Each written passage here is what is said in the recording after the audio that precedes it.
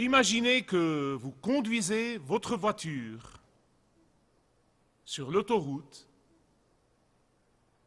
et que, par hasard, vous jetez un coup d'œil sur le tableau de bord et vous voyez le feu rouge clignoter. Problème de moteur. Problème de moteur. Êtes-vous passé par là? Quelquefois.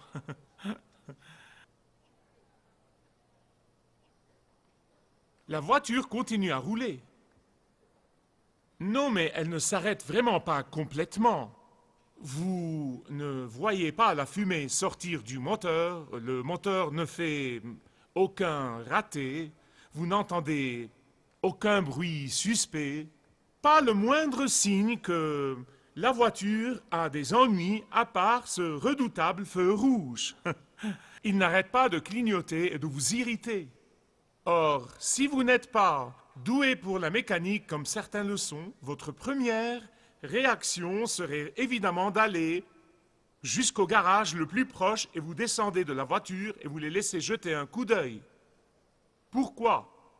Parce que vous êtes suffisamment informé pour savoir que ce feu rouge est relié d'une façon ou d'une autre au moteur. N'est-ce pas? Il y a un rapport avec le moteur.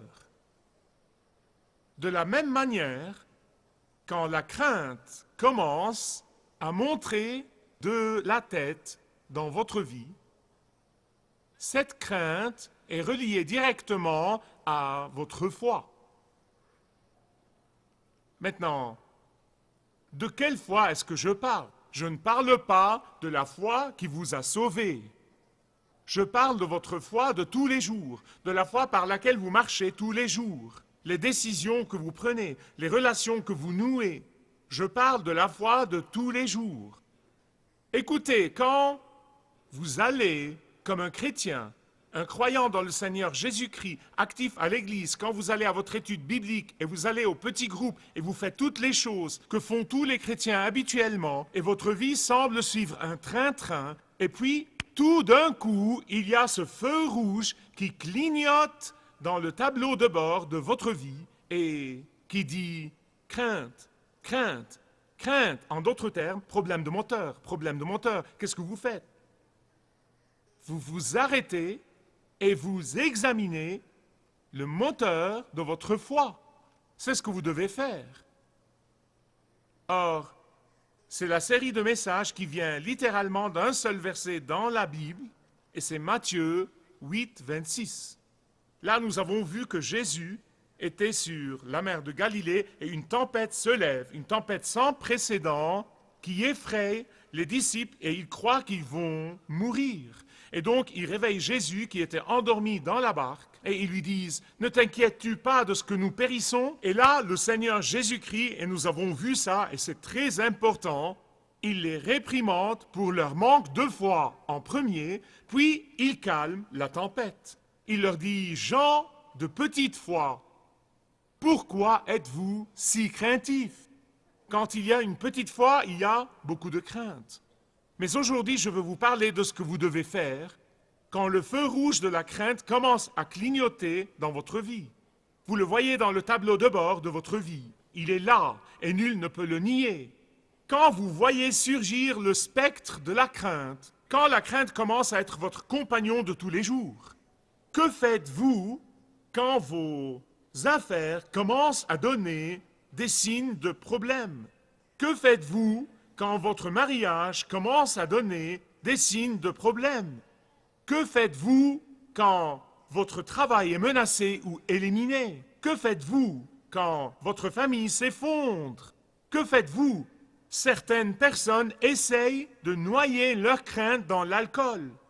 Certaines personnes essayent de mettre leurs craintes sous tranquillisants. Certaines personnes essayent toutes sortes d'évasions possibles pour échapper à la réalité de leurs craintes. Et le problème, c'est que toutes ces mesures temporaires aggravent le problème. Elles ne le résolvent jamais. C'est comme si je roulais sur l'autoroute et que je vois ce feu rouge qui clignote, problème de moteur, et je fais ce que j'ai envie de faire, c'est-à-dire frapper le tableau de bord du poing. Ça ne va pas m'aider du tout. Je me sentirai un peu mieux, mais ça ne va pas m'aider. Le moteur aura toujours un problème. Ou bien, j'essaye de m'arrêter sur le côté et dire « Ce feu rouge redouté m'embête, il m'inquiète, il me tourmente. » Et donc j'essaye d'étendre le bras et de le déconnecter. Ça ne va rien changer car le problème sera toujours là. De la même manière, écoutez-moi bien s'il vous plaît, c'est important. Essayez d'engourdir votre crainte. Essayez de mettre votre crainte sous tranquillisant. Essayez de noyer votre crainte dans l'alcool. Va simplement éteindre le signal lumineux, mais ne va pas résoudre le problème. Pas seulement ça, mais il a été prouvé maintes et maintes fois par les études dans les cercles laïques, aussi bien que chrétiens, que l'alcool cause une plus grande inquiétude, qu'il cause une plus grande dépression et ne résout jamais un problème, qu'il aggrave le problème au lieu de le résoudre. Et la solution à la crainte, c'est de la vaincre et non pas la mettre sous tranquillisant. La solution à la crainte, c'est la foi et non pas piquer une crise. La solution à notre crainte, c'est les promesses de Dieu dans la parole de Dieu et non pas les calmants. La solution à notre crainte, c'est la puissance conquérante de Jésus-Christ et non pas l'évasion temporaire. Rappelez-vous que la crainte est neutre.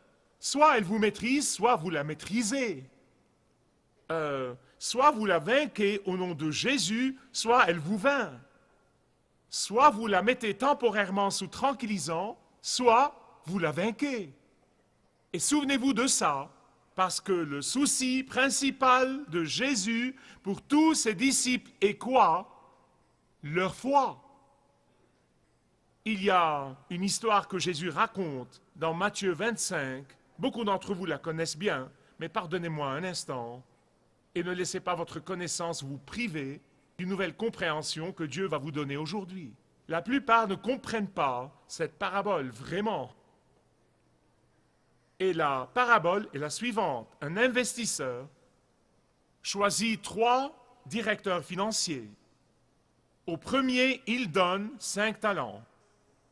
Et ce directeur s'en va dans la foi, avec courage et avec diligence, et investit les 5 talents et les double, et revient au maître avec 10 talents, et le maître le loue.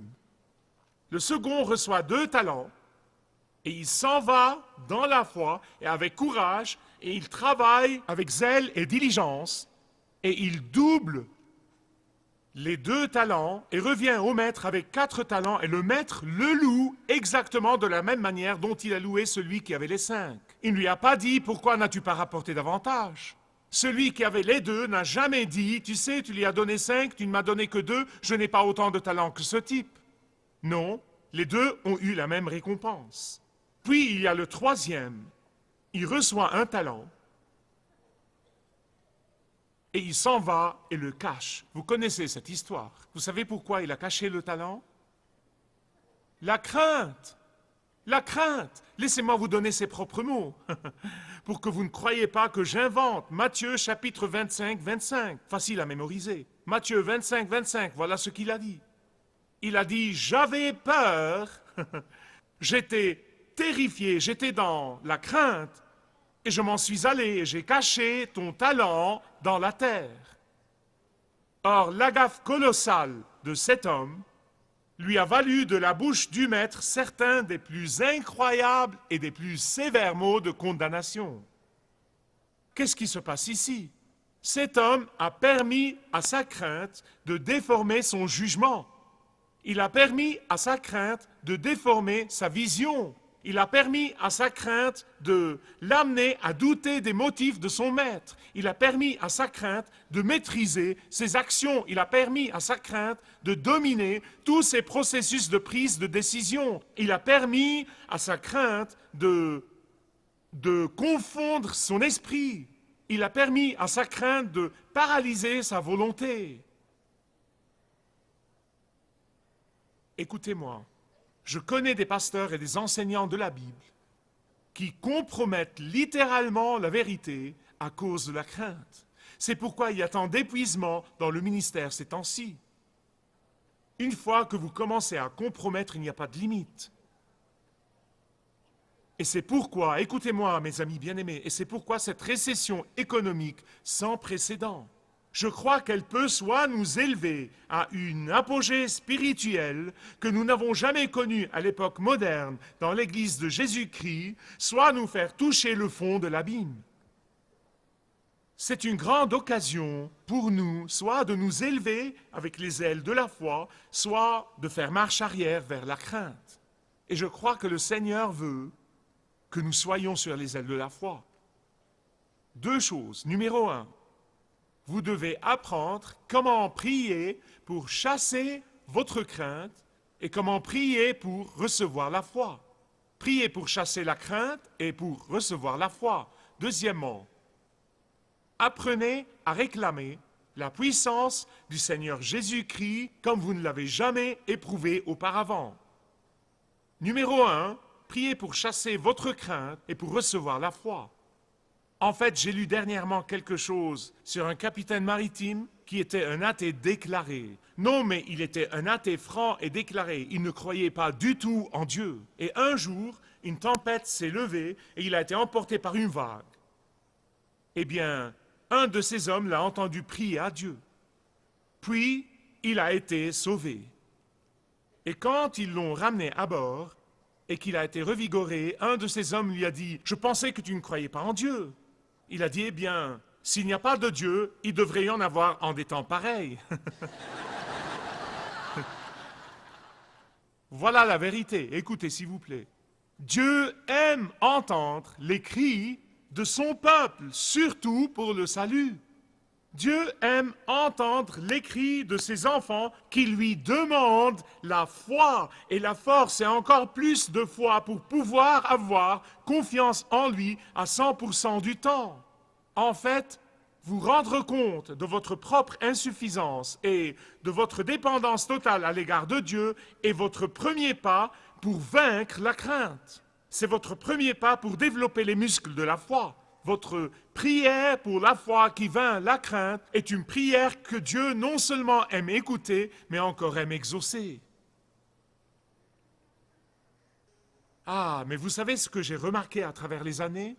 La plupart de nous ont assez de grâce pour crier à Dieu dans les moments difficiles, mais n'ont pas assez de grâce pour croire qu'il va leur répondre. Le problème est là. C'est le problème de l'Église moderne et des croyants modernes. Les disciples n'étaient pas les seuls à se demander pourquoi Dieu s'est endormi pendant qu'ils périssaient. Ils n'étaient pas les premiers. Regardez l'Ancien Testament, lisez combien des anciens saints ont crié de la même manière à Dieu. Écoutez Ésaïe 51:9, juste comme échantillon. Réveille-toi, réveille-toi, revêt-toi de force, bras de l'Éternel. Réveille-toi, comme au jour d'autrefois, comme dans les générations des siècles passés. Quand les disciples ont paniqué au milieu de la tempête et qu'ils ont réveillé Jésus, je suis convaincu dans mon esprit qu'ils ont dû se demander pourquoi Jésus n'a pas peur. Non, mais son calme a dû les rendre perplexes. En fait, dans certaines des versions, ils pensaient qu'il était insensible. Ils lui ont dit « Ne t'inquiètes-tu pas de ce que nous périssons? Ne t'inquiètes-tu pas de ce qui nous arrive? Maître, ne t'inquiètes-tu pas de notre avenir sinistre? Ne t'inquiètes-tu pas de ce que nous soyons emportés par les vagues? Gens de petite foi, pourquoi êtes-vous si craintifs? N'avez-vous pas vu assez de mon pouvoir dans votre vie? N'avez-vous pas éprouvé ma protection passée? N'avez-vous pas éprouvé mes guérisons passées? N'avez-vous pas éprouvé mon pouvoir sauveur? Ne vous êtes-vous pas senti en sécurité avec moi auparavant? N'avez-vous pas senti ma compassion dans le passé? Pourquoi êtes-vous si craintifs? Ne vous ai-je pas démontré que je veux le meilleur pour vous? N'avons-nous pas chanté ensemble dans le temple ces mots merveilleux du psaume 46? Dieu pour nous est un refuge et un appui, un secours qui ne manque jamais dans la détresse. C'est pourquoi nous sommes sans crainte quand la terre est bouleversée et que les montagnes chancellent au cœur des mers, quand les flots de la mer mugissent, écument, se soulèvent jusqu'à faire trembler les montagnes. Verset 7. L'Éternel des armées est avec nous. Le Dieu de Jacob nous est une haute retraite. Pourquoi a-t-il choisi Jacob? Pourquoi a-t-il dit le Dieu de Jacob? Parce que Jacob nous apprend comment prier pour chasser nos craintes et recevoir la foi. Voulez-vous ouvrir à Genèse? Je vais vous le montrer. Genèse, chapitre 32. Jacob, vous savez, s'enfuit, il va chez son oncle Laban et là il devient une armée puissante. Il dit, j'ai passé ce Jourdain avec mon bâton et maintenant je suis devenu 2 camps. Et il revient avec ses enfants et ses femmes et ses concubines et tous les domestiques et le bétail et tout le reste. Il revient, mais il est tout le temps terrifié de son frère Ésaü. Sa crainte d'Ésaü l'irritait évidemment tout ce temps. Il a toujours eu peur d'Ésaü. Que vais-je faire? Je redoute le jour où je verrai Ésaü. Que va-t-il arriver? Et donc, juste avant de rencontrer Ésaü, Genèse 32, verset 11, il vient crier sa crainte. Délivre-moi, je te prie, de la main de mon frère Ésaü, car je crains qu'Ésaü ne vienne et qu'il ne me frappe et me tue avec les femmes et les enfants. Que fait-il? Il prie pourquoi? Pour chasser sa peur. Verset 12. Mais Seigneur, tu as dit, inscrivez-le, inscrivez-le. Il s'agrippe aux promesses de Dieu. Il a prié pour chasser sa crainte, maintenant il prie pour recevoir la foi. Verset 12. Mais Seigneur, tu as dit, certes, je te ferai du bien et je rendrai ta postérité comme le sable de la mer, si abondant qu'on ne saurait le compter. Que fait Jacob? Il prie pour chasser sa crainte et il prie pour recevoir la foi. Comme Job au temps jadis. Vous savez, nous parlions de quelqu'un qui est passé de la misère à la richesse, mais Job est passé de la richesse à la misère. Il s'est assis dans la cendre, frappé d'un ulcère malin, il crie à Dieu, et pourtant il prie avec confiance, bien que Satan m'accuse sans cesse, bien que Satan lui cause toutes sortes de dégâts, bien que Satan lui cause toutes sortes de craintes et d'inquiétudes et de terreurs, bien que Satan le harcèle et l'opprime, il savait que Dieu a le dernier mot. Et il savait que Dieu le fera passer à l'autre rive avec une double bénédiction. Priez pour chasser votre crainte. Priez pour recevoir la foi. Priez pour chasser votre crainte. Priez pour recevoir les promesses de Dieu. Deuxièmement, priez pour recevoir la puissance de Dieu dans votre vie. Notre plus grand problème dans l'Ouest, c'est que vraiment, et vous allez examiner votre cœur, je ne condamne personne, je parle de mon expérience personnelle. Nous avons vraiment minimisé la puissance de Dieu dans nos vies. Nous l'avons vraiment fait. Pensez-y avec moi. Non, mais nous n'avons aucun problème que la science ne peut pas résoudre, n'est-ce pas? Nous n'avons aucun problème qui ne s'en va pas quand nous y investissons de l'argent, n'est-ce pas? C'est comme ça que nous pensons. Nous avons été si déboussolés par la pensée laïque, par la culture laïque, que même les enfants du Dieu vivant pensent de la même façon. Non, mais il n'y a aucun problème que la législation et les politiciens ne peuvent pas nous résoudre. J'ai une nouvelle à vous apprendre. Les gens tombent toujours malades. Les gens souffrent toujours. Les gens s'inquiètent toujours dans les moments difficiles. Les gens meurent toujours. Les ouragans et les tempêtes et les tornades se produisent toujours. Et ni la science, ni l'argent, ni la législation, ni les politiciens ne sont capables de les résoudre. En fait, avez-vous remarqué comment, chaque fois que la science semble résoudre un problème, 10 autres problèmes surgissent? Non, mais vraiment, chaque fois qu'ils disent « nous avons une nouvelle percée », 10 autres problèmes surgissent. C'est comme si Dieu leur disait « bon, braves garçons et filles, continuez à essayer ». La seule puissance digne de ce nom pour les enfants du Dieu vivant, pour l'enfant du Dieu vivant, c'est la puissance de Jésus. Et c'est pourquoi ce que nous traversons en ce moment, en toute sincérité, je peux vous dire que ça peut être une bénédiction pour nous. Ça peut l'être vraiment. Ça peut être une grande bénédiction parce que ça va nous faire passer de la dépendance à toutes ces choses à la dépendance à l'égard de Dieu et nous faire voir la puissance de Dieu manifestée comme nous ne l'avons jamais vue à l'époque moderne. Car ce que nous traversons maintenant révèle l'insuffisance de la science, et j'aime la science et je ne suis pas un anti-intellectuel, vous le savez, mais ça révèle l'insuffisance de l'argent et de la science et de l'ingéniosité et la politique et des politiciens et des politiques générales. Écoutez-moi, peut-être que l'homme a le pouvoir de détruire le monde, mais il n'a aucun pouvoir de perfectionner le monde. Seul Jésus a ce pouvoir. Et jusqu'à ce que nous nous mettions à genoux devant Dieu, toutes nos solutions ne sont que des arrangements temporaires. L'homme peut avoir le pouvoir de détruire une vie, mais il n'a aucun pouvoir de la créer. Dieu seul a ce pouvoir.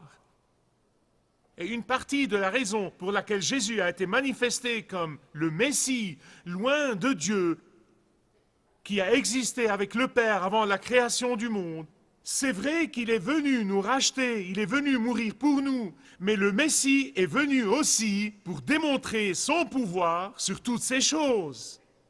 Il a le pouvoir de racheter l'homme du péché. Il est le seul qui a ce pouvoir. Il a le pouvoir d'annuler les malédictions du péché. Il est le seul qui a ce pouvoir. Il a le pouvoir de guérir les maladies. Il est le seul qui a ce pouvoir.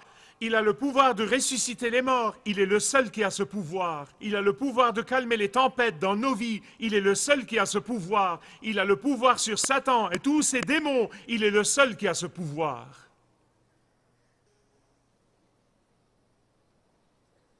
Le problème, c'est que nous ne savons pas trop si nous disons seulement que nous croyons au pouvoir de Jésus et nous voulons d'une façon ou d'une autre qu'il utilise ce pouvoir pour nous tirer d'affaire, ou nous croyons vraiment que nous pouvons marcher par cette foi, moment après moment, jour après jour.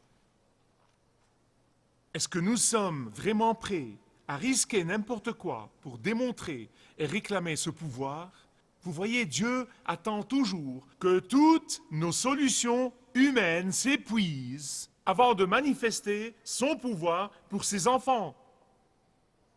Écoutez-moi bien, je m'apprête à clôturer, car quand notre force remplace la sienne, quand notre ingéniosité remplace la sienne, quand notre pouvoir remplace le sien, quand notre paix humaine, la paix fabriquée, remplace sa paix, quand notre volonté remplace sa volonté parfaite, quand notre autosuffisance remplace sa suffisance, nous aurons à nous débrouiller tout seuls au milieu de la tempête.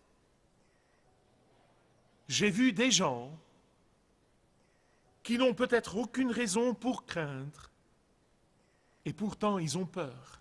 Je les ai vus de mes propres yeux. Et j'ai vu aussi des gens qui ont toutes les raisons pour craindre, mais ils n'ont pas peur. Vous savez quelle est la différence? Vous savez quelle est la différence? La confiance complète dans le Seigneur Jésus. Et de même que la foi qui sauve est un don de Dieu qu'il nous donne pour que nous puissions croire en lui et le recevoir comme Sauveur et Seigneur, notre foi de tous les jours est un don de Dieu aussi. L'avez-vous demandé? Eh bien, vous pouvez commencer aujourd'hui. Priez pour chasser vos craintes et priez pour recevoir la foi.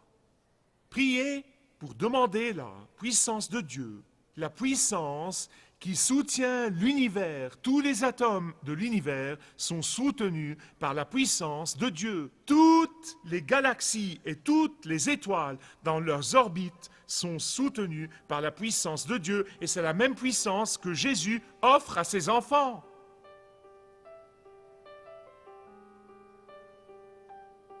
Donc frère, laisse-moi te demander, sœur, laisse-moi te demander, ne mettez pas vos craintes sous tranquillisant. Ne mettez pas vos craintes sous tranquillisant. N'essayez pas de noyer vos craintes dans l'alcool. N'essayez pas d'échapper à vos craintes. Vainquez-les par la puissance de Dieu au nom de Jésus. Si vous désirez connaître Dieu d'une manière personnelle, demandez le livret « Retrouvez la joie que vous avez toujours désirée » et vous pourrez découvrir l'amour de Dieu pour vous et apprendre comment expérimenter son pardon.